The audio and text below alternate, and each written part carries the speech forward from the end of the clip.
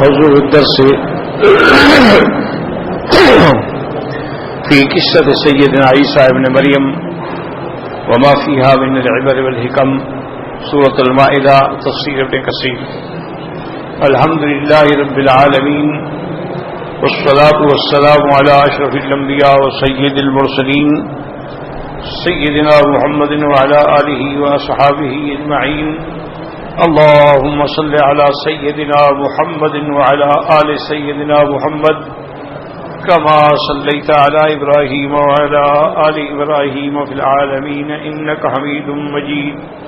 أعوذ بالله من الشيطان الرجيم. بسم الله الرحمن الرحيم. وأنزلنا إليك الكتاب بالحق مصدقا لما بين يديه من الكتاب ومهيمنا عليه فاحكم بينهم بما أنزل الله ولا تتبع أهواءهم عما جاءك من الحق لكل جعلنا منكم شرعة ومنهاجا ولو شاء الله لجعلكم أمة واحدة ولكن ليبلوكم فيما آتاكم فاستبقوا الخيرات إلى الله مرجعكم جميعا فينبئكم بما كنتم فيه تختلفون وأنحكم بينهم بما أنزل الله ولا تتبع أهواءهم واحذرهم أن يفتنوك عن بعض ما أنزل الله إليك فإن تولوا فاعلم أنما يريد الله أن يصيبهم ببعض ذنوبهم وإن كثيرا من الناس لفاسقون أفحكم الجاهلية يبغون ومن أحسن من الله حكما لقوم يوقنون. اللہ تبارک و تعالی نے کلام مقدس کی ان آیات مبارکہ میں جو ہم نے ابھی تلاوت کی ہیں اس میں اللہ نے حضور صلی اللہ علیہ وسلم پر جو کتاب اتاری ہے قرآن مقدس اس کے بارے میں ذکر ہے. ہدایات الہی ہیں، تنبیہات ہیں، تخویفات ہیں اور اس آیت میں سابقہ شرائع کا بھی ذکر ہے. اس سے پہلے آپ کو الحمدللہ یاد ہوگا کہ ہم نے پہلے موسیٰ علیہ السلام، اس کی قوم بنی اسرائیل، ان کے احوال وہ سارے اللہ کی رحمت سے تلاوت کی. پھر اس کے بعد حضرت عیسیٰ علیہ السلام جو ہیں یہ آخری نبی ہیں بنو اسرائیل کے. یاد رکھیں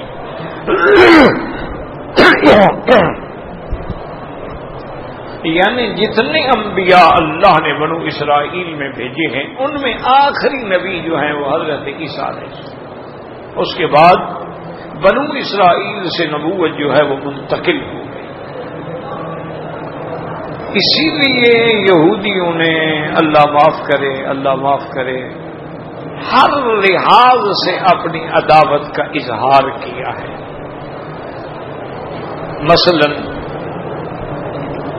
جب ان کو اپنی کتابوں کی تعلیم سے یہ پتہ چل گیا کہ اب جو آخری نبی آنے والے ہیں حضرت محمد مصطفیٰ صلی اللہ علیہ وعلا آلہ وسلم وہ ولد اسماعیل سے ہیں، ولد اسرائیل سے نہیں. اس میں وہ حسد میں اور بغض میں اور عداوت میں اس قدر آگے بڑھ گئے کہ سب سے پہلے تو انہوں نے سیدہ سارہ اور یعنی ام اسماعیل پہ الزام لگایا.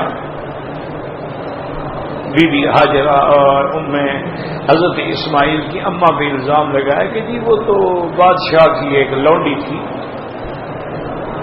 انہوں نے دے دی تھی ابراہیم علیہ السلام کو، لہذا اسماعیل علیہ السلام نعوذ باللہ یعنی لونڈی کی اولاد ہیں. تو فرق ہوتا ہے نا، حرہ میں اور مملوکہ میں آسمان زمین کا فرق ہوتا ہے.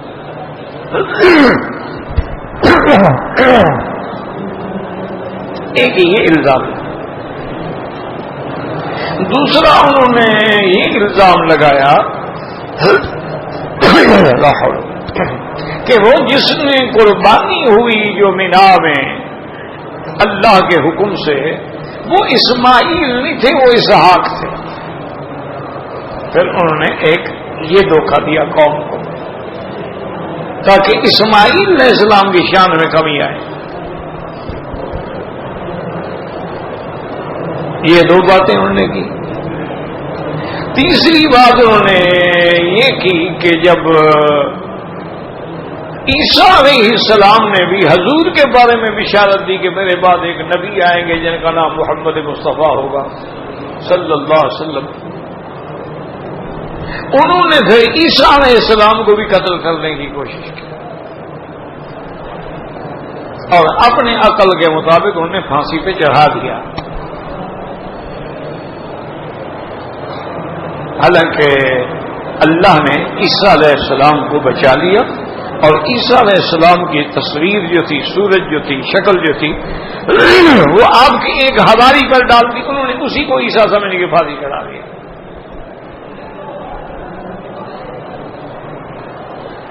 یعنی انہوں نے دشمنی کی انتہا کر دی. اور یہ باقاعدہ انہوں نے اپنی کتابوں میں بھی لکھا اور اسی کو قادیانی نے بھی لیا، جس نے دعوی نبوت کیا تھا مرزا قادیانی نے لعنت اللہ علیہ نے. اس نے بھی یہی کہا کہ ہاں جی عیسیٰ علیہ السلام تو قتل ہو گئے، مارے گئے اور نعوذ باللہ ان کو بڑی ذلت کی موت آئی، وہ پھانسی پہ لٹکتے رہے اور اس کے بعد ان کو کشمیر میں سری نگر کے علاقے میں دفن کیا گیا.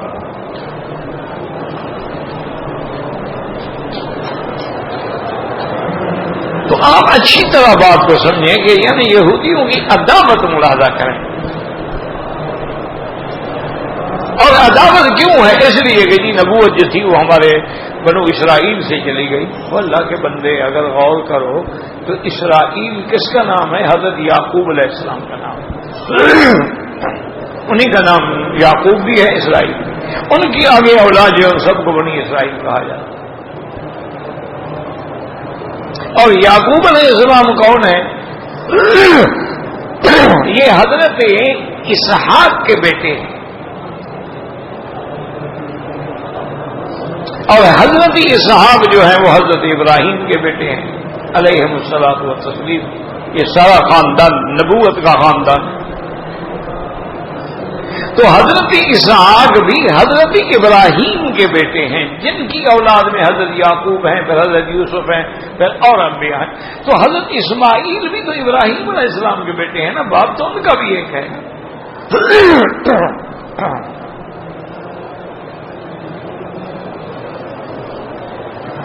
باپ ان کا بھی ایک ہے، لیکن عداوت، بغض ہے، اناد ہے.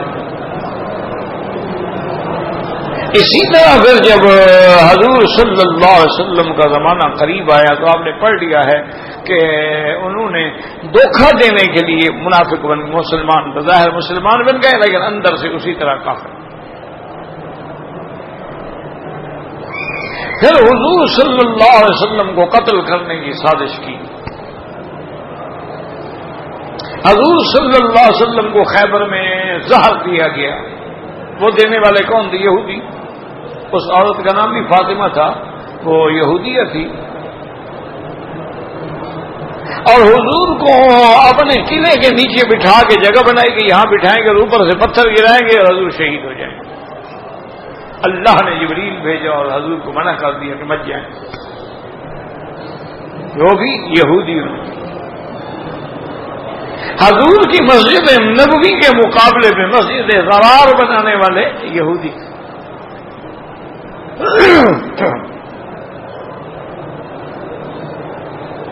مسجد اقصی کو شہید کرنے والے بھی یہودی. اور آپ کے ملک میں بھی جو مسجدیں گرائی گئی ہیں یا اور ان کے گرانے کے ارادے ہیں وہ بھی یہود اور ہنود کا گٹھ جوڑ ہے.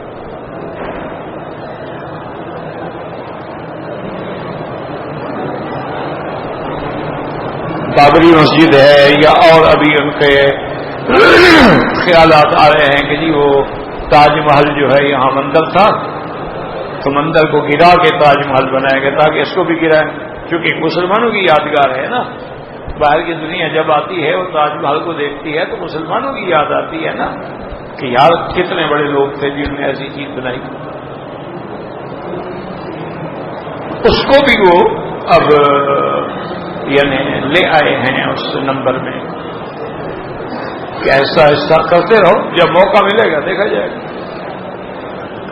اور ساتھ یہ بھی انہوں نے مشہور کر دیا ہے کہ جی وہ تاج محل جو ہے نا وہ تھوڑا ڈھل گیا ہے، گرنے والا ہے، تاکہ وہ ساری تمہید بنا رہے ہیں، راستہ بنا رہے ہیں.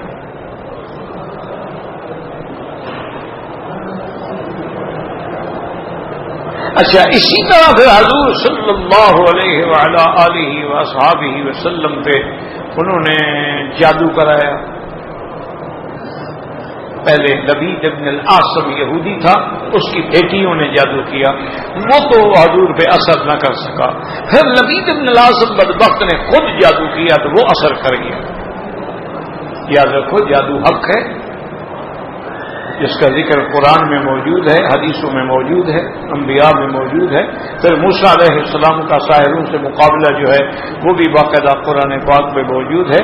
اس کا معنی یہ نہیں کہ ہم کہیں گے جادو نہیں ہوتا، نہیں، جادو ہے لیکن علوم شیطانیہ میں ہے. یہ ہم نہیں کہیں گے کہ علم نجوم نہیں ہے، یہ علم جفر نہیں ہے، یہ علم الاعداد نہیں ہے، یہ علم الالوان نہیں ہے، سب ہیں لیکن یہ شیطانی علم ہے.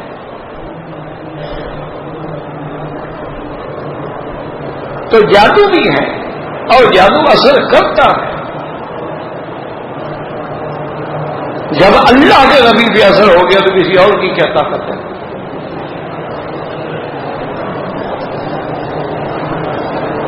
اور پھر اللہ تبارک و تعالیٰ نے حضور صلی اللہ علیہ وسلم کو جبریل بھیج کے خبر دی کہ وہ جادو ہے اور فلاں جگہ پر ایک کنواں ہے، کنویں کے نیچے ایک لکڑی جو ہوتی ہے اس کے نیچے دفن ہے.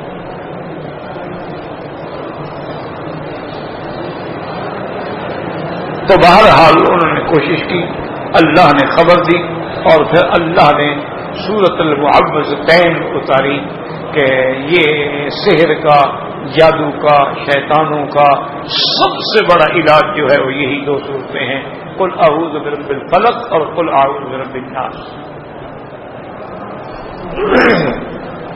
یہ ہر نماز کے بعد 3 دفعہ پڑھ کے دم کر کے اپنے سارے بدن پہ پھیرتے ہیں، دم کر کے چھوٹے بچوں پہ پھیرتے ہیں. چھوٹے بچے تو نہیں پڑھ سکتے نا بیچارے. یہ جو ہمارے لوگوں نے بنایا ہوا ہے نا جی، مائیں اپنے بچوں کو کالا ٹیکا لگا دیتی ہیں اور پتہ نہیں کیا کیا کرتی ہیں جی، نظر نہیں لگے گی. خوبصورت بچے نا، آگے جب سیاہ داغ ہوگا تو نظر نہیں لگے گی. بھائی ہم مسلمانوں کا تو علاج پھر اللہ نے کر دیا ہے، کعبے کا علاج سیاہ ہے لہٰذا ہم سب کو نظر نہیں لگنی چاہیے. ہمارا مرکز نگاہ تو کعبہ ہے، ہماری مرکز جہت جو ہے وہ تو کعبہ. تمہارا یہ تو خیر باتیں ہیں نا کہ کالا رنگ یہ کرتا ہے اور پیلا رنگ یہ کرتا ہے اور سبز رنگ یہ کرتا ہے، سب باتیں ہیں، اس کی کوئی حقیقت نہیں. علاج یہی ہے. اور اسی طرح سورۃ البقرہ جو ہے وہ علاج ہے. اگر کسی گھر میں جن ہے، جادو ہے، سحر ہے تو ان مداریوں کے چکر میں نہ پھنسا کریں. یہ جو آج کل مداری ہے نا، ٹیلی ویژن پہ اعلان کرتے ہیں، ٹیلی فون نمبر بتاتے ہیں، پھر وہیں سے بیٹھے بیٹھے سارا علاج ٹیلی فون پہ تمہارا کر دیتے ہیں. یہ سارے مداری ہیں اور ہمارے عقیدے سے بھی کھیلتے ہیں اور ہمارے دماغوں سے بھی کھیلتے ہیں اور بے وقوف بناتے ہیں لوگوں کو. ان کو کچھ بھی نہیں آتا، یہ تو خود بھکاری ہیں، پیسے مانگتے ہیں. ایک دفعہ آپ ٹیلی فون کا جواب دیں، آپ کو پھنسا لیں گے، مستقل کا حق پڑ گیا. واحد علاج یہ ہے کہ گھر میں سورۃ البقرہ کی تلاوت، سارے گھر والے بیٹھ کے سورۃ البقرہ پڑھیں اور اسی کو ہر طرف دم کر. سورۃ البقرہ پڑھیں، پانی میں دم کر دیں، وہ پانی پورے گھر میں چھڑک دیں، وہ پانی ہر بندے پہ چھڑک دیں جس جس پہ اثر ہو، اور پانی پہ دم کر دیں جس پہ شیطانی یا جنات کا اثر ہے اس کو اسی پانی سے غسل دیتے. یہ 5-7 دن کریں گے انشاءاللہ سب شیطان سب جن میں بھاگ جائیں گے۔ اچھا یہ تو اتنا بڑا علاج ہے کہ ابلیس نے خود بتایا تھا کہ بڑا شیطان ہے نا سب کا باپ، جیسے ہمارا باپ آدم علیہ السلام ہے تو ان کا باپ ابلیس ہے، وہ اس کی اولاد ہے۔ اس نے خود بتایا تھا، حضور پاک نے سیدنا ابی ہریرہ رضی اللہ تعالیٰ عنہ کی ڈیوٹی لگائی تھی کہ صدقے کی کھجوریں ہیں ان کی حفاظت کرو۔ وہ حفاظت کرنے میں رات کو جو چور آیا وہ کھجوریں چوری کرنے لگا، ابو ہریرہ جا کے پکڑ لیا اور نے کہا یار مہربانی کرو، میرے چھوٹے چھوٹے بچے ہیں، بھوکے ہیں، میں معذور ہوں، مجبوراً میں نے چوری کی ہے، میں چور نہیں ہوں، میں پہلی دفعہ میں آیا ہوں، بس مجھے بخش دو، میں آئندہ کبھی ایسی حرکت نہیں کروں گا۔ انہوں نے چلو خبردار جاؤ، چھوڑ دیا۔ صبح جب نماز پہ آیا ابو ہریرہ رضی اللہ عنہ، حضور نے فرمایا ہاں ما فعل اسیرک البارحہ، وہ تیرے قیدی کا کیا ہوا ابھی رات جس کو تم نے پکڑا تھا؟ اس نے کہا وہ تو ضرور قسمیں کھا کے اور چھوڑ دیا۔ یہ شیطان تھا بدبخت، وہ انسان نہیں تھا، وہ شیطان تھا، انسان کی شکل میں تھا۔ لیکن دوسری رات خبردار خیال کرنا وہ پھر آئے گا بدبخت۔ حضرت وہ فرماتے ہیں کہ اب میں بالکل تیار ہو کے بیٹھ گیا، وہ پھر آ گیا اور نے آ کے کھجوریں اٹھائی، میں تو انتظار میں بیٹھا، میں جا کے پکڑ لیا۔ اچھا ایک بات یاد رکھو، یہ شیطان جتنے ہوتے ہیں جن، یہ اگر کسی انسانی شکل میں ہوں یا مثلا بکری بن گئے، گائے بن، اس کو اگر ایک دفعہ پکڑ لو نا پھر یہ جو نہیں بھاگ سکتے۔ ایک بات یاد رکھو، جب ہاتھ چھوڑو گے تو بس یہ پھر نکل جائے۔ اس کو اگر آپ پکڑ لیں نا، اسی لیے دیکھا نا بات جن نکالنے والے پکڑ کے بیٹھتے ہیں، اگر نکلے نہیں بدبخت کو سزا دیں۔ تو آپ نے پکڑ لیا اور نے کہا یار واللہ مجھے اللہ کی قسم ہے میں بڑا غریب ہوں، میرے بچے بھوکے مر رہے ہیں، انہوں نے کہا نہیں میں پہچان گیا ہوں تو ابلیس ہے، تو چوری کرنے آیا ہے۔ اور نے کہا اچھا بات سنو، میں جو قسم چاہو لے لو، آئندہ میں نہیں کروں گا، آج مجھے چھوڑ دو، حضور کی خدمت میں پیش نہ کرو۔ حضرت ابو ہریرہ نرم دل سے صحابی سے چھوڑ دیا رضی اللہ تعالیٰ عنہ۔ حضور نے صبح کو پھر پوچھا ما فعل اسیرک، تیرے قیدی کا کیا ہوا؟ انہوں نے کہا حضور رات بھی آیا تھا، میں نے پکڑ لیا، لیکن میں کیا کروں، اتنی قسمیں کھاتا ہے بدبخت کہ مجھے رحم آ گیا اس پہ۔ اب میں وہی ابلیس کا شیطان۔ اچھا وہ پھر بھی آئے گا، خیال رکھے گا۔ تیسری رات ہوئی، حضرت فرماتے اب تو میں بالکل تیار ہو کے بیٹھ گیا نا کہ آج تو اس کو کچھ بھی کر لینا میں اس کو نہیں چھوڑوں۔ بہرحال وہ آیا، اس نے چوری کی، کھجوریں اٹھائیں، حضرت نے پکڑ لیا، جب پکڑ لیا اب وہ پھر رونے لگ گیا۔ اب نے کہا کہ دیکھو بس اب تم جتنی مرضی آئے قسمیں کھا لو نا، میں تمہیں ہر حال میں اب حضور کی خدمت میں اسی حالت میں پکڑ کے لے جاؤں گا اور پیش کروں گا۔ انہوں نے کہا اچھا ابو ہریرہ بات سنو، اگر میں آپ کو ایک ایسی چیز بتاؤں کہ جس سے آپ کا گھر مال جائیداد ہر چیز محفوظ ہو جائے اور کوئی شیطان حملہ ہی نہ کر سکے، پھر تو مجھے چھوڑ دو گے؟ میں تمہیں خود وظیفہ بتا دوں۔ حضرت ابو ہریرہ فرماتے ہیں میرے دل میں بھی رحم آ گیا کہ چلو آئندہ تو بچ جائیں گے نا، جان چھوٹے گی نا۔ انہوں نے کہا کہ آیت الکرسی پڑھ کے دم کر دیا کرو، کوئی شیطان کبھی کبھی قریب نہیں آئے گا۔ جس گھر پہ پڑھو گے، جس بچے پہ پڑھو گے، جس سامان پہ پڑھ کے بس دائرہ کھینچ دو، حصار ہو گیا، اس میں اب شیطان نہیں آ سکتا۔ صبح آئے تو حضور پاک نے ہاں بھائی کیا ہوا تھا قیدی کا؟ انہوں نے کہا حضور رات بھی آیا تھا بدبخت، تو رات بھی میں نے اس کو پکڑ لیا تھا، لیکن اس نے مجھے یہ چیز بتایا، انہوں نے ان القذوب قد یصدق، کبھی کبھی جھوٹا بھی سچ بولتا ہے، شیطان ہے تو جھوٹا لیکن جو کچھ تمہیں کہا وہ سچ ہے۔ تو آیت الکرسی جو ہے یہ سب سے عظیم آیت قرآن کی ہے اور اس میں اسم اللہ الاعظم ہے۔ یہ اگر آدمی صحیح معنی میں جب گھر سے نکلے 7 دفعہ پڑھ کے ہر طرف دم کر دے، حصار کر دے، اس گھر پہ دنیا کی کوئی طاقت نقصان نہیں پہنچا سکتی۔ کوئی چور، کوئی ڈاکو، کوئی بدبخت، کوئی درندہ، کوئی دہشت گرد سوال ہی پیدا نہیں ہوتا۔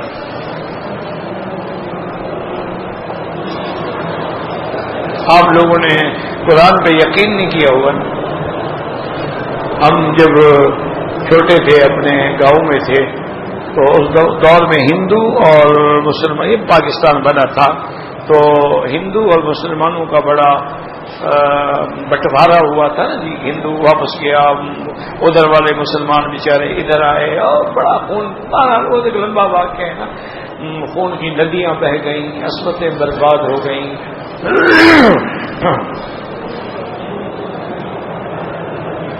تو والد صاحب رحمۃ اللہ علیہ نے اعلان کر دیا کہ بھائی جو ہندو میرے اس گاؤں میں، اس بستی میں، اس قصبے میں رہتے ہیں نا، ان کو نہیں لوٹا جائے گا، نہ ان کو قتل کیا جائے گا. یہ ہمارے امان میں ہیں، ہم ان کو آرام سے روانہ جائیں اپنے ملک. لیکن یہ کیا ہے کہ قتل کر دو، ہم ان کی حفاظت کریں. تو اس وقت بڑے بڑے لوگ جو تھے نا جی، وہ بھی ڈاکو بنے ہوئے تھے اور جاتے تھے، دھاوے بولتے تھے، ہندوؤں کو لوٹتے تھے، قتل کرتے تھے، مارتے تھے. انہوں نے پیغام بھیجا کہ مولوی صاحب آپ راستے سے ہٹ جائیں، آپ کیوں ہندو کی حفاظت کر رہے ہیں؟ انہوں نے کہا ہندو کی حفاظت نہیں ہے، ہمارے شہر میں رہتے ہیں، اتنے عرصے سے ہمارے ہمسائے ہیں. انہوں نے کہا کہ آپ ہٹ جائیں ورنہ سب سے پہلے ہم پرسوں صبح کو آپ کے علاقے پر ہم نے دھاوا بولنا ہے، سب سے پہلے آپ کو آپ کے خاندان کے ساتھ اور طلباء کے ساتھ قتل کریں گے، پھر ہم ایک ایک ہندو کو قتل کریں گے، ان کی لڑکیاں اٹھائیں گے، جائیدادیں لوٹیں گے. ہم نے اپنے مسلمانوں کا بدلہ لینا ہے. کیا بدلہ ہے بھائی؟ ظلم کسی نے کیا، تم کسی دوسرے کی لڑکی پکڑ لو، یہ بدلہ ہے؟ تو نے کہا ٹھیک ہے. تو والد صاحب رحمۃ اللہ علیہ نے سب طلباء کو فرمایا کہ بھئی سورۃ الکہف کی تلاوت کرو اور آیت الکرسی کی تلاوت کرو، اور خود ایک گھوڑے پہ بیٹھے اور پڑھتے رہے آیت الکرسی بھی اور سورۃ الکہف بھی، اور پورے اپنے قصبے کے گرد چکر لگا کے پھر آ کے مسجد میں لے آؤ کتابیں بھی سبق پڑھو. انہوں نے کہا کہ ابھی وہ حملہ کریں گے، کرنے دو حملہ شمران کو. یقین کریں میں اللہ کے حرم میں بیٹھا ہوں. وہ ڈاکو بعد میں پکڑ گئے. وہ کہتے ہیں کہ ہم جب حضرت کے قصبے کے باہر آئے ہم اندھے ہو جاتے تھے، ہمیں نظر کچھ نہیں آتا تھا کہ وہ قصبہ کدھر ہے. ہم نے بڑا زور لگایا، ادھر دیکھیں تو آنکھیں ہیں، ادھر دیکھیں کچھ نظر نہیں آتا. ہم سمجھ گئے. انہوں نے کہا اس بزرگ کی دعا اللہ نے قبول کر لی، ہم اس کے شہر پہ حملہ نہیں کر سکتے. ناکام ہو کے چلے گئے. تو اللہ کا قرآن تو قرآن ہے نا، لیکن یقین نہ ہو پھر کیا کرے آدمی؟ ایمان نہ ہو خدا. جب قرآن یعنی اللہ خود فرماتے ہیں کہ حدیث صحیح میں ہے کہ سورۃ الکہف صرف جمعہ کے دن اگر پڑھ لو تو دجال کے فتنے سے بھی بچ جاؤ گے. جب دجال کے فتنے سے بچے، چھوٹے چھوٹے دجال کیا بگاڑیں گے ہمارا؟ ہاں یہ یاد رکھو، جس دن تقدیر آنی ہو نا، تقدیر کا لکھا ہوا پڑھا ہی نہیں جاتا. اس دن خدا کی جانیں آدمی پڑھ ہی نہیں سکتا. اذا جاء القدر عمی البصر، عربوں کا محاورہ ہے کہ جب تقدیر کا فیصلہ آ جائے تو آدمی خود اندھا ہو جاتا. وہ سب گاڑی چلا رہا ہے، اس کو پتہ نہیں ہوتا میرے آگے کیا ہو. تقدیر وہ تو غالب ہے نا، وہ تو ہمارا ایمان ہے. اس دن تو پھر ہمارا کوئی ورنہ تو ہر آدمی پڑھ کے بیٹھ جاتا، اس کو موت بھی جاتی نہیں، موت آئے گی. اگر اللہ نے تکلیف لکھی ہے، بخار لکھا ہے کچھ، وہ آئے گی اپنے وقت پہ. لیکن ان چیزوں سے آپ شیطانی حملوں سے محفوظ رہیں گے. شیطان حملہ آور نہیں ہو سکے. تو بہرحال یہودیوں نے جادو کیا اور حضور پہ جادو نے اثر کیا باقاعدہ. پھر جادو نکالا گیا تو جب آپ جادو نکال رہے تھے، کنگھی کے اندر حضور کے بال مبارک تھے، ان بالوں کو لپیٹا گیا کنگھی کے دندانوں میں اور سوئیاں چبھوئی گئیں. حضور وہ کھول رہے ہیں اور یہ بھی پڑھ رہے ہیں قل اعوذ برب الفلق من شر ما خلق ومن شر غاسق اذا وقب ومن شر النفاثات في العقد وَمِن شَرِّ حَاسِدٍ إِذَا حَسَدَ. پڑھتے ہیں اور کھول رہے ہیں، پڑھ رہے ہیں کھول رہے ہیں. صحابہ فرماتے ہیں کہ جب وہ ساری گریں کھل گئی تو حضور کا چہرہ ایسے کھل گیا، سرّا وجہ رسول، جیسے گلاب کا پھول کھل جاتا. حضور جب خوش ہوتے تھے نا تو آپ کے چہرے پہ جمال تھا، آپ کا چہرہ ایسے ہوتا تھا جیسے 14ویں کا چاند کھلا.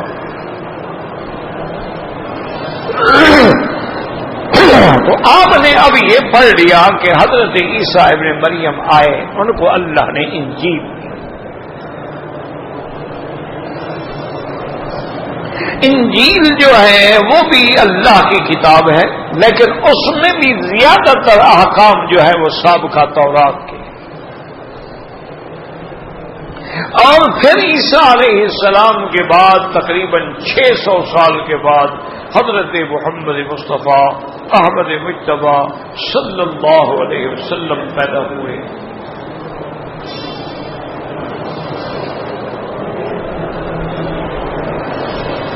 اور اللہ نے ان کو سرزمین حرم، سرزمین مکہ میں پیدا فرمایا. تو اسی کے بارے میں اب جو سبق ہم نے پڑھا ہے آپ اس کو دیکھیں گے. اللہ فرماتے ہیں وَأَنزَلْنَا إِلَيْكَ الْكِتَابَ بِالْحَقِّ مُصَدِّقًا لِمَا بَيْنَ يَدَيْهِ. ہم نے اتاری آپ کی طرف کتاب. یاد رکھو کتاب سے مراد کیا ہے؟ قرآن. تو قرآن بھی نام ہے اور کتاب بھی نام ہے. الف لام میم ذالک الکتاب لا ریب فیہ الحمد للہ الذی انزل علی عبدہ الکتاب وَلَمْ يَجْعَلْ لَهُ عِوَجًا. اور اس کا نام قرآن بھی ہے. اللہ نے فرمایا کہ إِنَّ هَذَا الْقُرْآنَ يَهْدِي لِلَّتِي هِيَ أَقْوَمُ. اور یہی قرآن ہے جس کو سن کے جن بھی چیخ پڑے إِنَّا سَمِعْنَا قُرْآنًا عَجَبًا يهدي إلى الرشد فآمنا به ولن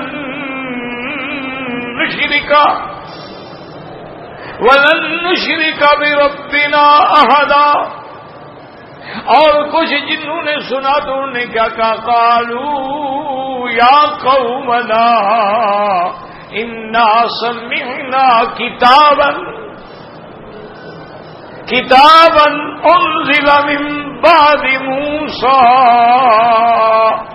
مصدقا لما بين يديه يهدي الى الحق والى طريق مستقيم. تو کتاب اور اللہ نے اس کو فرقان بھی کہا ہے اور اللہ نے اس کو ذکر بھی کہا ہے.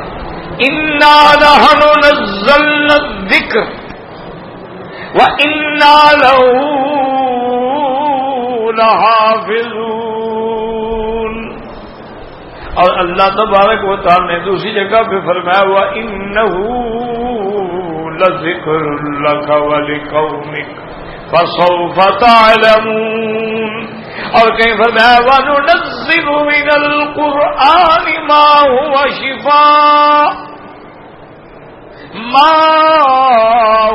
شِفَاءٌ وَرَحْمَةٌ لِّلْمُؤْمِنِينَ.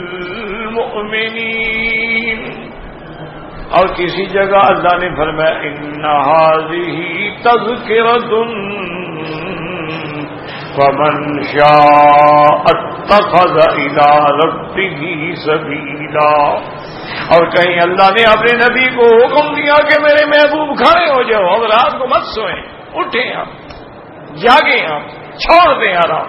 یا ایھا المزمل قم الليل إلا قليلا نصفه أو انقص منه قليلا او زد علیہ ورتل القرآن ترتیلا، رتل القرآن ترتیلا. یاد رکھو قرآن جو ہے نا ترتیل بھی ہے، تدبیر بھی ہے اور حدر بھی ہے. قرآن کے پڑھنے کے طریقے ہیں. اللہ پاک نے حضور کو حکم دیا اور خود اندازہ کریں کہ جب پڑھنے والا حضرت محمد مصطفیٰ ہو، اللہ اکبر، اللہ کا قرآن ہو اور محمد کی زبان صلی اللہ علیہ وسلم، مکہ یا مدینے کا شہر ہو، خود اندازہ کرو، ایمان سے کہیں اس وقت کیا عالم کیا ہوتا، کیا کیفیت کیا ہوتی. آج بھی اگر کوئی اچھا قاری قرآن پڑھنے والا ہو، معلوم ہوتا ہے ابھی قرآن اتر رہا ہے. دیکھا نہیں ہمارے ائمہ حرمین جو ہیں، امام حرم جو ہیں، ماشاء اللہ اتنی درد سے قرآن پڑھتے ہیں کہ کبھی آیت وعید آ جائے تو ان کی چیخیں نکل جاتی ہیں. وہ برداشت نہیں کر سکتے، وہ کوشش کرتے ہیں نہیں روک سکتے. ایمان سے اللہ کے کعبے میں بیٹھے ہو، تم نے اپنے ملک میں ساری زندگی نمازیں پڑھی ہیں، تمہیں بھی کبھی نماز میں رونا ہے؟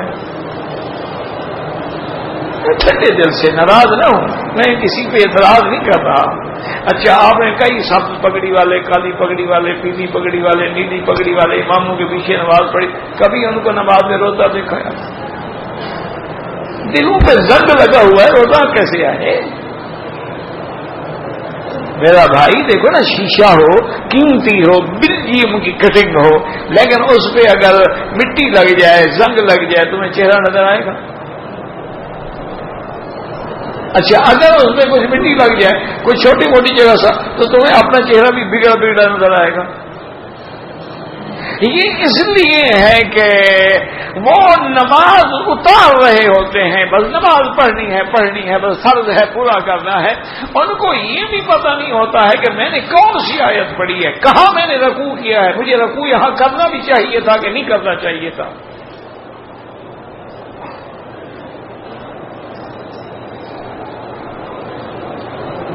اسی لیے ہمارے ایک پاکستانی مولوی صاحب تھے، نماز پڑھا رہے تھے، قرآن شریف پڑھ رہے تھے نماز میں. ایک عرب بیچارہ مسافر تھا، وہ بھی اتفاق سے اس شہر میں گیا، مسجد دیکھ کے چلا گیا، وہ بھی پیچھے کھڑا ہو گیا. تو اب امام صاحب نے سورۃ یوسف علیہ السلام کی تلاوت کی اور وہاں تک پہنچے جہاں تک حضرت یوسف علیہ السلام کو بھائیوں نے کنویں میں ڈالا، یعنی دوسری رکعت میں وہاں تک پہنچے. کیوں نے فیصلہ کیا تھا کہ القوہ فی غیابۃ الجب، کہ ان کو ایک غیر آباد کنویں میں ڈال دیتے ہیں، اب تک تو بعض سیارہ کوئی قافلے والے گزریں گے، اٹھا لیں گے، نکال دیں گے، ورنہ مر جائے گا. بس ہم تو ویسے ہی جان چھڑا رہے ہیں نا. وہاں تک اس نے آیت پڑھی اور رکوع کر لیا، نماز پڑھ کے سلام پھیرا، فارغ ہوئے. تو وہ تو عربی تھا نا بیچارہ، قرآن جانتا تھا، کھڑا ہو گیا. نے کہا مولوی صاحب خدا کے لیے یوسف علیہ السلام کو کنویں میں ڈالا ہوا ہے، نکال تو لو باہر ذرا. وہ پڑھ رہے، ہم گھر چلے جائیں. نے کہا تمہیں اتنے حیا نہیں ہے، کہاں کر ختم کیا تم نے قرآن؟ تمہیں اتنا بھی پتہ نہیں ہے کہ میں نے کہاں رکوع کرنا ہے، کہاں رکعت کرنی ہے؟ بھئی آیت تو پوری کرو نا. ہمارے تو آپ حیران ہوں گے نا کہ یہ 30 سپارے جو بنے ہوئے ہیں، یہ بھی ایسے ہیں کہ جیسے کسی نے سارے قرآن کے حرف جمع کر کے 30 پہ تقسیم کر دیا، جہاں ختم ہوا پارا ہو گیا، چاہے بات پوری ہو نہ ہو، وہاں پارا ختم نہیں ہوتا. کئی جگہ پہ یہ غلطیاں ہیں. ایسے آپ یوں دیکھ لیں، اسی سورۃ یوسف میں دیکھ لیں کہ ہمارا پارا ختم ہو جاتا ہے، 13واں شروع ہوتا ہے وما ابرئ نفسی ان النصر، حالانکہ وہ پچھلی آیت کے ساتھ تعلق ہے اس کا. اسی لیے آپ دیکھیں کہ جہاں بھی عرب ائمہ تراویح میں پڑھیں کوئی مجال ہے کہ وہاں وہ آگے اگلی آیت پڑھیں.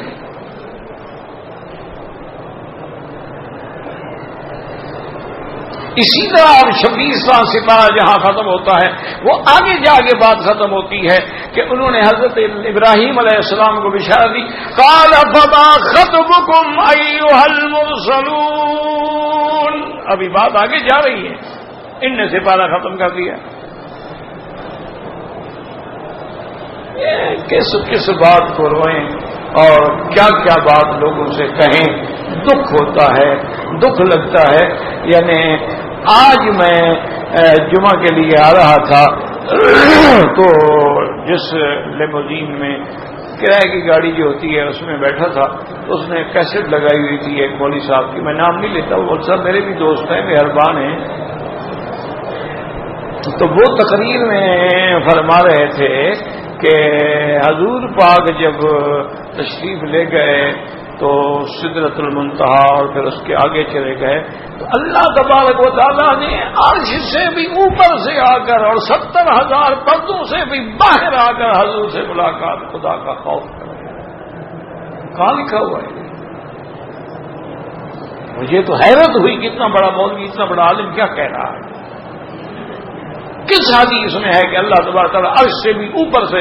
اور دیکھیں کیونکہ حضور معشوق تھے اور خدا کا خوف کرو. لفظ عاشق اور معشوق کا اطلاق اللہ پر اور نبی پر کرنا جائز بھی ہے. اللہ کا خوف کرو، معشوق کے آگے تو عاشق دلیل ہوتا ہے، خوار ہوتا ہے، اس کا محتاج ہوتا ہے، اس کے اشارے کا. یعنی اللہ بھی محتاج ہے نبی کا.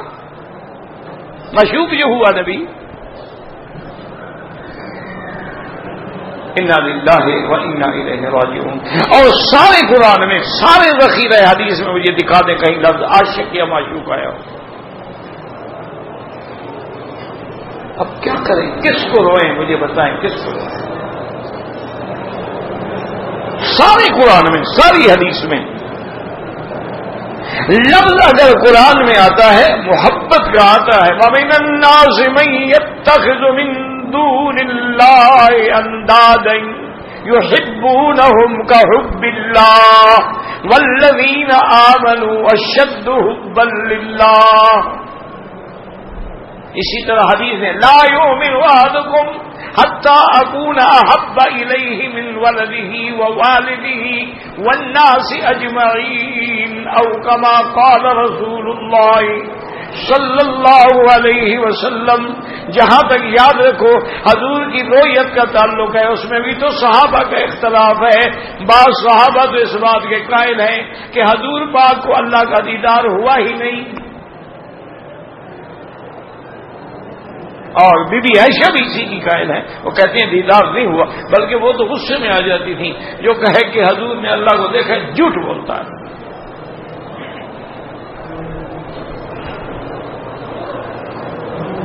لیکن بعض صحابہ قائل ہیں، ہم بھی ان علماء کے ساتھ ہیں جو قائل ہیں، لیکن دیدار کا معنی یہی ہے کہ اللہ پاک عرش سے اوپر سے پردوں کے اوپر سے گزر کے باہر آئے اور حضرت کو ملے. خدا کا خوف کرو، اللہ کا خوف کرو. اللہ کا قرآن ہے ما کان لبشر ان یکلمہ اللہ الا وحیا او من وراء حجاب او یرسل رسولا فیوحی باذنہ ما یشاء انہ علی حکیم. اللہ کا قرآن ہے. اچھا پھر کہا کہ موسیٰ علیہ السلام نے جب کہا اللہ مجھے زیارت کرا دو تو اللہ پاک نے تجلی ڈالی. موسیٰ علیہ السلام 40 دن بے ہوش پڑے رہے. یہ کہاں ہے؟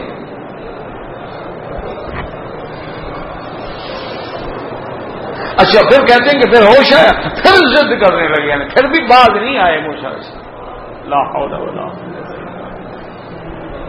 پھر ضد کی تو اللہ نے فرمایا کہ اچھا ایسا کرو کہ میں اس پہاڑ پہ اپنی تجلی ڈالتا ہوں، اگر وہ برداشت کر گیا تو فلما تجلی ربہ للجبل جعله دکا فخر موسیٰ صاعقا. موسیٰ صاحب بے ہوش گر گئے. فلما افاق قال سبحانک تبت الیک. میری توبہ ہے، میں بس پہلے 40 دن بے ہوش پڑے رہے تو توبہ نہیں کی. اب کیا کریں مجھے بتائیں، کون ان کو جا کے سمجھائے اور کون درخواست کرے کہ حضرت خدا کے لیے قصے کو رنگ دینے کے لیے آپ بھی وہ لہجہ اختیار نہ کریں جو شیعہ کا ملنگ کرتا ہے. وہ ایک ذاکر تھا، ان کا بڑا مشہور ذاکر تھا، مر گیا بدبخت. بڑا مشہور تھا، وہ بڑی آواز تھی اس ظالم کی اور وہ بڑے مرثیے پڑھتا تھا اور لوگ اس پہ بڑے جانے دیتے تھے. تو اس نے خود سنایا، کہنے لگا کہ ایک دفعہ مجھے پتہ نہیں بلوچستان میں کسی افغانستان کسی جگہ جو پٹھانوں کا علاقہ تھا وہاں مجھے مجلس پڑھنے کے لیے بلایا. ان میں بہت شیعہ ہوتے ہیں، بہت شیعہ ہوتے ہیں پٹھانوں میں. ہزارہ برادری تو پوری شیعہ ہیں، قدر باش ہیں اور ہیں کئی لوگ. تو وہاں مجھے بلایا تو کہتے ہیں کہ میں نے اب حضرت حسین کے مظالم جو تھے ان کے خلاف جو مظالم ہوئے پڑھتا رہا لیکن کوئی پٹھان کو رونا بھی نہ آئے، وہ چپ بیٹھے۔ اب کہنے لگا مجھے دل میں خیال آ گیا کیونکہ اگر ہماری مجلس کامیاب نہ ہو اور لوگ روئیں نہیں اور ماتم نہ کریں پھر پیسے نہیں ملتے ہیں۔ وہ کہتے ہیں مزہ ہی نہیں آیا تو کیا دے پیسے۔ کہنے لگا سوچ کے میں نے کہا کہ یزید کی فوجوں نے اتنا ظلم کیا کہ حضرت امام حسین کی نسوار بند کر دی اور سب کو پڑے۔ اب ایمان سے کہو حضرت حسین نسوار کیا دے کون کو رونا تھا بس کہہ دیا پر اچھا نسوار کیا ہو خوش بڑا ظلم ہوا نسوار بند ہو گیا امام حسین کا، وہ ظالم کا بچہ نسوار بھی نہیں دیتا تھا۔ پانی بند ہو گیا نہیں روئے، بچے شہید ہو گئے نسوار بند ہو گیا رو پڑے۔ تو اب یہ تو نہ کرنا بھی اب ہمارے لوگ بھی وہی لہجے اختیار کریں کہ مقصد یہ ہے کہ ہم مجلس کو اپنے اصل میں لے آئیں کہ سبحان اللہ دیکھو جی مولوی صاحب نے کیسے آج تک یہ ہم نے یہ سنی، کہاں سے سنتے، جھوٹ کون سنے گا، کہاں سے سنو گے؟ بہت روایات شاذہ ہیں جو بیان کرتے ہیں جن کی حقیقت ہی کوئی نہیں ہوتی، یہ روایات اسرائیلیہ ہوتے ہیں۔ اللہ کے بندے قرآن ہے حدیث ہے اور پھر معراج کا قصہ جو ہے وہ تو سیاہ ستہ میں موجود ہے۔ پتہ نہیں کہ حضرت ابراہیم کو جو دیکھا تو حضرت ابراہیم علیہ السلام کھڑے ہوئے، حضور کو سینے سے لگایا، حضور کو چوما بوسا دیا کہ تم میرے بیٹے ہو۔ کہاں لکھا ہوا خدا کا خوف کر یار۔ ایک تقریر میں اتنی غلطیاں ہیں یا جان کے کہا ہے؟ پھر جب حضور نے نیاز پیش کی التحیات للہ والصلوات والطیبات تو اللہ نے فرمایا السلام علیک ایھا النبی ورحمۃ اللہ وبرکاتہ۔ یہ سارا کہنے کے بعد مولوی صاحب فرماتے ہیں کہ اللہ کے نبی نے سوال کیا کہ یا اللہ آپ نے موسیٰ علیہ السلام کو یہ دیا، عیسیٰ علیہ السلام کو یہ دیا، سلیمان علیہ السلام کو یہ دیا، داؤد علیہ السلام کو یہ دیا، آپ نے مجھے کیا دیا ہے؟ اللہ نے فرمایا تمہیں ایسی نعمت دیتا ہوں جو کسی کو نہیں دی، جہاں میرا ذکر ہوگا وہاں تیرا ذکر ہوگا۔ یہ کہاں ہے معراج کی قصے میں؟ یہ تو ورفعنا لک ذکر کی جو سورت اتری ہے اس کے اندر ہے یہ بات۔ یہ تو اللہ نے جب حضور کو فرمایا کہ میرے محبوب تیرا شان میں نے اتنا اونچا کر دیا ہے کہ جہاں میرا ذکر ہوگا وہاں تیرا ذکر ہوگا، اذان ہوگی، اقامت ہوگی، نماز ہوگی، کلمہ شہادت ہوگا، جہاں میرا نام لیا جائے گا وہاں تیرا نام بھی ہوگا، اور میں نے تیرا نام جو ہے وہ بھی اپنے نام محمد ہے، اور میرے پاس جو ہے وہ سارے محمد جو ہے ان کا میں مالک ہوں۔ ہم تمام کائنات کا حمد میرے لیے الحمد للہ ہے، اور اللہ کا نبی کیا ہے؟ محمد ہے، دوسرا نام کیا ہے؟ احمد ہے، یعنی سب سے زیادہ تعریف کرنے والا یا سب سے زیادہ جس کی تعریف کی گئی ہو یہ حضور۔ یہ تو سورت علم نشرہ کے موقع پر مفسرین نے ان احادیث کو ذکر کیا، معراج سے اس کا کیا تعلق ہے؟ بس اللہ ہدایت دے۔ اب میرے خود بھی بڑے دوست ہیں، تعلق ہے، میں نے لکھا تو ہے ان کو خط کے خدا کے لیے مہربانی کرو، تمہاری شان کو یہ باتیں زیب نہیں دیتی، آپ کوئی مولوی کرو تو مجھے تکلیف نہیں ہوتی کہ عام مولوی تو ویسے وہ تو مولوی ہوتے نہیں نا بیچارے، وہ تو من گھڑت ہوتے ہیں نا، کس سے کہانیاں سنی اور تقریریں شروع کر دی، جیسے کوئی گانے والا مولوی بن جائے، پھر وہ بی بی عائشہ کے قصے ایسے بیان کرے گا اور کہتے ہیں کہ معافی مانگ لی، یعنی بی بی عائشہ گالیاں تو پھر معافی مانگ لو، ٹھیک ہے۔ یہ مسئلہ بھی کسی سے پوچھا ہے تم نے؟ اور کسی مفتی سے جا کے مسئلہ تو پوچھو، اسی استاد سے پوچھ لو جس نے تمہیں پڑھایا ہے کہ آج کوئی بی بی عائشہ کو گالی دے اور معافی مانگ لے، ٹھیک ہے؟ آج کوئی حضور کو گالی دے اور معافی مانگ لے، ٹھیک ہے؟ اور بی بی عائشہ کی گالی تو حضور کو گالی ہے۔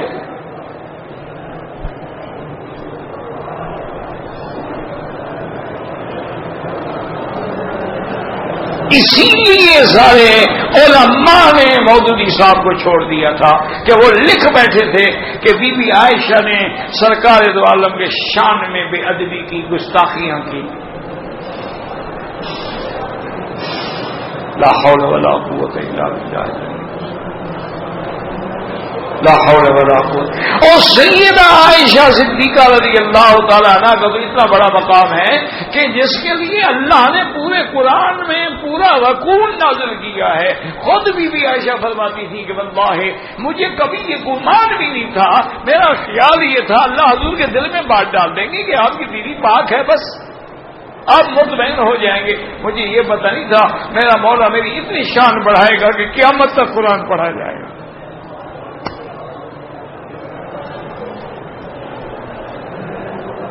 اسی لیے جب ابی بکر نے رضی اللہ عنہ اور ام عائشہ نے جب کہا قومی فاشکری رسول اللہ، عائشہ اٹھو اللہ کے رسول کا شکر ادا کرو. کیوں؟ سچی بات ہے، اگر رسول اللہ کی نسبت نہ ہوتی تو کہاں جبریل آتے، کہاں قرآن آتا، کون صفائیاں دیتا؟ ساری شان تو محمد مصطفیٰ کی ہے نا. لیکن یہ عائشہ کا مقام ہے، انہوں نے کہا کہ لا اشکر رسول اللہ، میں حضور کا شکریہ نہیں ادا کرتا. اس پر بھی محدثین نے لکھا ہے کہ یہ لفظ ناز کا ہے، یہ ناز بی بی عائشہ کر سکتی ہے، اور کوئی مائی کا لال یہ لفظ کہے وہ کافر ہو جائے گا کہ میں شکریہ ادا نہیں کرتا. یہ ہمیں ایمان کس کی وجہ سے ملا ہے؟ قرآن کس کی وجہ سے ملا ہے؟ توحید کس کی وجہ سے ملی ہے؟ نماز روزہ ہمیں کس کی وجہ سے ملا ہے؟ یہ ناز کا، یہ مقام عائشہ ہے کہ وہ نبی کو کہے سامنے بیٹھ کے کہ لا شکر، میں آپ کا شکر ادا نہیں. ماں نے کیا کہہ رہی ہے؟ انہوں نے کہا اشکر اللہ، میں اللہ کا شکر ادا کروں گی. حضور نے تو 40 دن میرا اعتبار ہی نہیں کیا، یہ تو اللہ کا شکر ہے جس نے میری صفائی دی ہے، تو میں اس کا شکر ادا کروں، میں حضور کا کیوں کروں؟ اسی لیے بی بی خولہ نے کہا تھا کہ یا رسول اللہ میرے خاوند نے ظہار کیا ہے، تشتکی میرا فیصلہ کریں. اور پھر میں کوئی آیت نہیں گزری. انہوں نے کہا اچھا، اللہ نے قرآن میں لکھا سمع اللہ القول التی تجادلک فی زوجها وتشتکی الی اللہ واللہ یسمع تحاورکما ان اللہ سمیع بصیر. انہوں نے کہا حضور اچھا آپ میرا فیصلہ نہیں کرتے نا، نہ کریں، میں جاتی ہوں اللہ کے پاس اپیل کرتی ہوں، اللہ کو شکایت کرتی ہوں. تشتکی الی اللہ، میں اللہ کے پاس شکایت کرتی ہوں آپ کی کہ آپ نے میرا فیصلہ نہیں کیا. یہ خولہ بی بی جو تھی نا بہت بوڑھی ہو گئی. تو ایک دفعہ حضرت عمر گزر رہے تھے تو راستے میں کھڑی تھی، تو انہوں نے بلایا کہ عمر کو بلاؤ. عمر آ گئے تو بی بی صاحب بوڑھی تھی نا، بوڑھی عورتیں بھری کوئی بات یاد تو نہیں رہتی نا، کس سے جو شروع ہو گئی بات اتنی لمبی چوڑی بات کی کہ سارے صحابی حیران کھڑے ہوئے ہیں کہ یہ کون بڑھیا ہے جس کے لیے حضرت عمر چپ کر کے کھڑا ہر بات سن رہا، اور وہ بیچاری ربط بے ربط باتیں کرتی جا رہی ہے. جب بات ختم ہوئی تو صحابہ نے کہا امیر المومنین آپ امیر المومنین ایک عورت کے لیے کھڑے ہو رہے ہیں، کیا کہہ رہے ہو؟ یہ تو وہ عورت ہے جس کے لیے اللہ نے حضور پر قرآن نازل کر کے شکایت سن لی. اللہ جس کی شکایت سنتا عمر نہ سنے، کیا کہہ رہے ہیں؟ او یار خدا کا خوف کیا کرو، ان ایسی باتیں کبھی زبان پہ نہ لایا کرو. ایسی کچی قصے کہانیاں، روایات شاذہ، روایات اسرائیلیہ اور ایسے اگر باتیں تم کرو گے تو پھر دشمن کو بھی حق ہے. دیکھیں نا جی، اب آپ نے اذان سے پہلے صلاۃ و سلام پڑھنے شروع کر دیے، ٹھیک ہے، اذان کے بعد صلاۃ و سلام پڑھنے شروع کر دیے، آپ نے کلمہ شریف میں بھی چومنا شروع کر دیا، تو پھر شیعہ کو حق نہیں ہے کہ وہ بھی اذان بڑھا دیں؟ تم اگر بڑھا دو تو کوئی حاضر نہیں، انہوں نے بھی بڑھا دیا، علی وسیع رسول اللہ خلیفۃ و بلا فخر، انہوں نے کلمہ بھی بڑھا دیا، اذان بھی بڑھا دی. تو اگر تم نہ کرتے تو کبھی بدبخت وہ بھی جرأت نہ کرتے ہیں. تم صدمے ہمیں دیتے نہ ہم فریادی. تم اہل سنت بھی کہلاؤ، اپنے آپ کو سنی بھی کہلاؤ، سنت کے وارث بھی کہلاؤ، سنتوں بھرے اجتماع بھی کرو، اور نعوذ باللہ بدعت کے سب سے بڑے ٹھیکیدار بھی بنو، تو پھر دشمن کو بھی حق ہے، وہ بھی کرے گا. یاد رکھو قرآن و حدیث میں کب کبھی کسی لفظ میں اللہ بچائے اللہ بچائے کبھی اپنی طرف سے ایک لفظ نہ ملائے. نہ ہماری تعریف کرنے سے کوئی حضور کی شان بڑھ جائے، اس کی تعریف خود خدا کرتا ہو، ہم کون ہیں؟ ہم کون ہیں؟ اسی لیے اقبال نے کہا تھا نا کہ اللہ ہمارے شکر کی انتظار میں نہیں اور حضور ہماری تعریف کی انتظار میں نہیں، ان کو کوئی ضرورت نہیں. یہ تو ہم کرتے ہیں تو ہمارا فائدہ ہو جاتا ہے، ہمارا ثواب بڑھ جاتا ہے. اسی لیے حضور نے کہا نا کہ اذان کے بعد میرے لیے دعا مانگو. حضور کو کیا ضرورت ہے؟ اس دعا کا فائدہ ہمیں ہے کہ جب تم میرے لیے دعا مانگو گے میں تمہاری شفاعت کروں گا.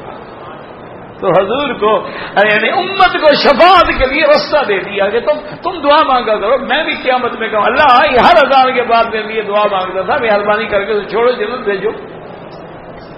اللهم رب هذه الدعوة التامة والصلاة القائمة آت محمد الوسيلة والفضيلة وابعثه مقاما محمودا الذي وعدته إنك لا تخلف الميعاد رضينا بالله ربا وبالإسلام دينا وبمحمد صلی اللہ علیہ وسلم نبیا. لیکن یاد رکھو صحیح حدیثوں میں بس وابعثه مقاما محمودا، باقی روایات سنن میں ہیں اور کتابوں میں ہیں. بہرحال اللہ تعالی ہم سب کے حال پہ رحم فرمائیں اور دعا کریں اللہ تمام بلاد اسلامیہ پہ رحم فرمائیں. اللہ مسلمان جو فلسطین میں ہیں، کشمیر میں ہیں، برما میں ہیں، پاکستان میں ہیں، یا اللہ ہند میں ہیں، سندھ میں ہیں، عرب میں ہیں، عجم میں ہیں، ان سب کی جان مال آبرو عزت کی حفاظت فرما. یا اللہ دین کے مدرسوں کی حفاظت فرما، دین کے کام کرنے والوں کی حفاظت فرما. یا اللہ مسلمان فوج کی حفاظت فرما.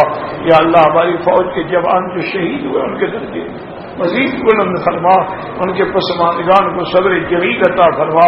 جو بچے شہید ہوئے ہیں یا اللہ ان کے پسماندگان کو بھی صبر جمیل عطا فرما. یا ارحم الراحمین اور اس بلد الامین کو قیامت تک ہر قسم کے فتنوں سے محفوظ فرما.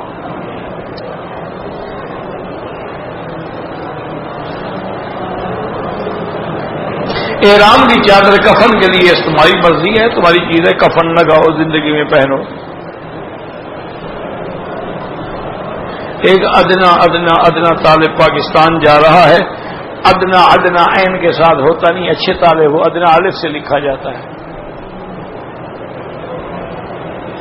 یہ تو حالت ہے ہماری، یہ طالبوں کا حال ہے. ادنان سے عین سے بنا دیا، ادن جا رہا ہے.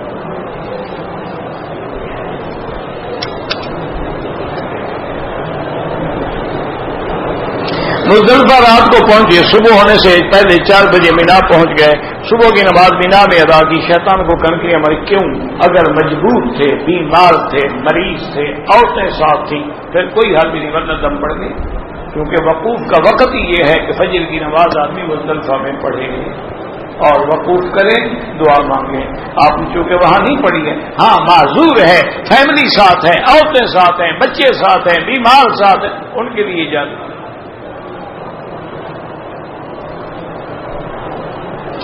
2 دن مصروفیت ہو گئی تھی ہم نے کنکریاں میں. اب آپ اتنے جناب بزی آدمی ہیں تو وہ کس نے کہا تھا حج پڑھو؟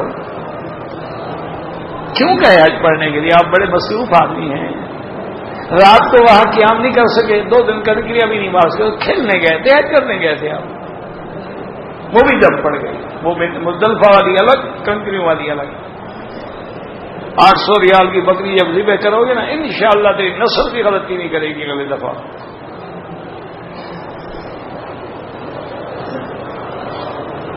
میری جگہ دوسرے آدمی ماری. کیوں دوسرے آدمی ماری؟ حج پر بھی دوسرے کو بھیج دیتے، تم کیوں گئے؟ وہ تو یہ ہے وہ معذور ہے، چل نہیں سکتا، کھڑے ہو کے نماز نہیں پڑھ سکتا، وہ بھی اس کو وکیل بنائے، وہ جا کے پہلے اپنی مارے پھر اس کی ماری. یہ تھوڑا ہے اچھا یار میری کنکری مار دینا، یہ تھوڑا ہے. یہ کیا ہے؟ تو تماشا بنایا ہوا ہے تم لوگوں نے حج کو. نہ کرو. یا میرے خیال میں بھی شیطان سے دوستی کا خیال کر رہا ہوگا کہ ساری زندگی کا ساتھ ہے، اب کیا پتھر مارے ہیں، یاری نبھا رہا ہوگا نا. رمضان شریف کے عید کے بعد مکہ مکرمہ میں آیا ہوں، عمرہ کیا، حج کیا ہے، دم واجب ہے؟ بالکل واجب ہے۔ آپ کا حج تمتع ہے، آپ کو حج کی بکری دینی تھی ہر حال میں، نہیں دی، اب دو ہو گئی، ایک تمتع والی، ایک جرمانے والی۔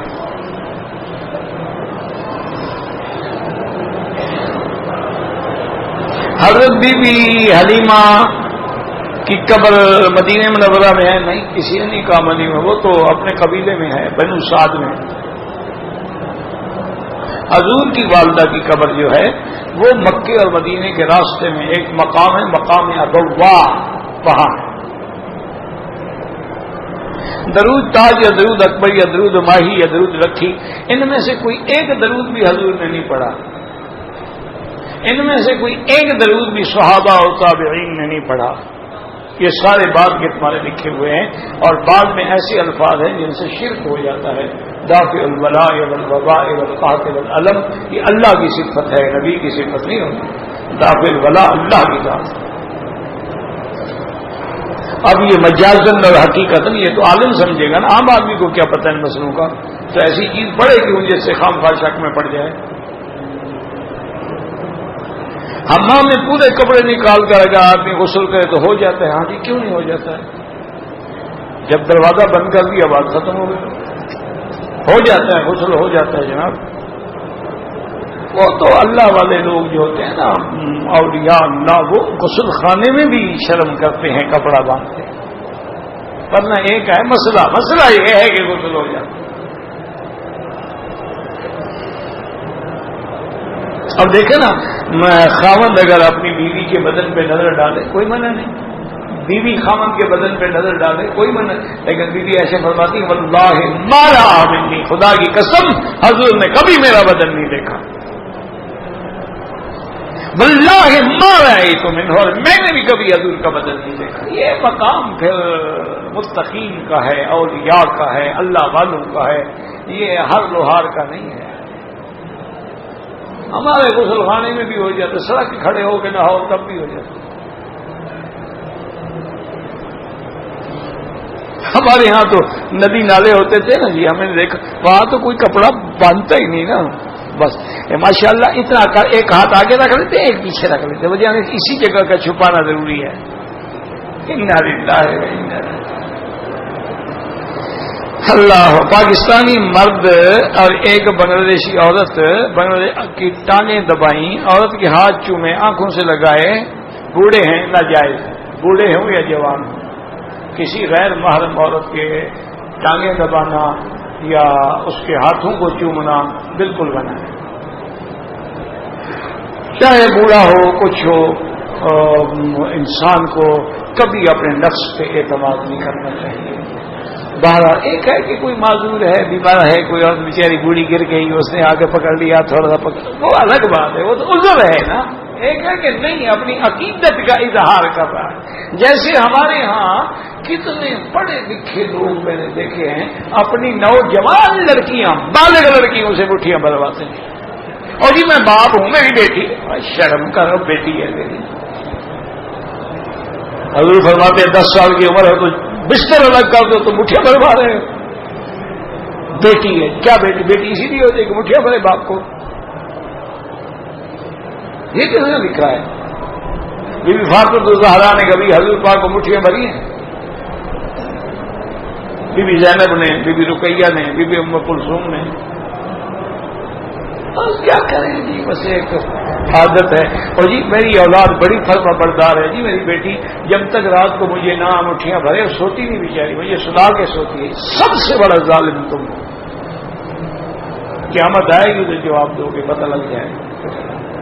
وہ تو بیٹی ہے بیچاری، کیا کرے، ماں باپ کا کہنا نہ مانے تو گھر سے نکال دیں گے، وہ تو غریب ہوں۔ یہ فرما برداری، فرما برداری کا معنی ہے ماں باپ کی جائز بات مانے۔ اب ماں باپ کہیں نماز نہ پڑھو تو یہ ضروری نہیں کہ ہم وہ بات بھی مانیں، جو بات منکر ہوگی لا طاعت لمخلوق فی معصیۃ الخالق، اللہ کی نافرمانی ہے، نہ باپ نہ دادا کسی کی بات نہیں مانی جائے گی۔ والله اعلم. ربنا تقبل منا انك انت السميع العليم وتب علينا انك انت التواب الرحيم. اللهم فرج هم المهمومين. نفس میں سنت نماز پڑھا، میرے سامنے میری چپل لے جا رہا تھا، نماز توڑ کر اپنی چپل پکڑ لی. ٹھیک کیا، کوئی بات نہیں، کوئی بات نہیں، نماز دوبارہ پڑھ سکتے ہو، چپل کون دیتا تمہیں؟ اچھا کیا، ٹھیک ہے، ایسا کرنا چاہیے. ایسے لوگوں کو ایک دو لگا بھی دینی چاہیے تاکہ آئندہ کسی کی نہ اٹھائیں. کچھ مجھے غصہ بھی ہے کہ میرے دو چوری ہو گئی. اللهم صل على سيدنا محمد وعلى ال سيدنا محمد وبارك وسلم يا حي يا قيوم يا ذا الجلال والاكرام.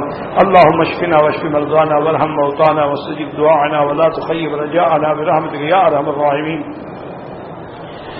اللهم اغفر لنا ولوالدينا ولوالد والدينا ولمشائخنا ولأساتذتنا ولمن حق علينا ولمن أوصانا واستوصانا ولجميع المسلمين والمسلمات والمؤمنين والمؤمنات الأحياء منهم والأموات. اللهم ثبتنا على الإيمان. اللهم ارزقنا حسن الختام. اللهم اجعل آخر كلامنا لا إله إلا الله محمد رسول الله. اللهم انصر المجاهدين في كل مكان، أيدهم بنصرك يا قوي يا عزيز. اللهم اهلك اعداءك اعداء الدين، مهلك اليهود والهنود الاصليين ومن والاهم من الكفار والمشركين. اللهم انزل عليهم بأسك الذي لا يرد عن القوم المجرمين. اللهم احفظ سائر بلاد المسلمين وهذا البلد الامين واجعلها امنا مطمئنا سخاء رخاء الى يوم الدين برحمتك يا ارحم الراحمين. صلى الله تعالى على خير خلقه سيدنا محمد وآله وصحبه اجمعين.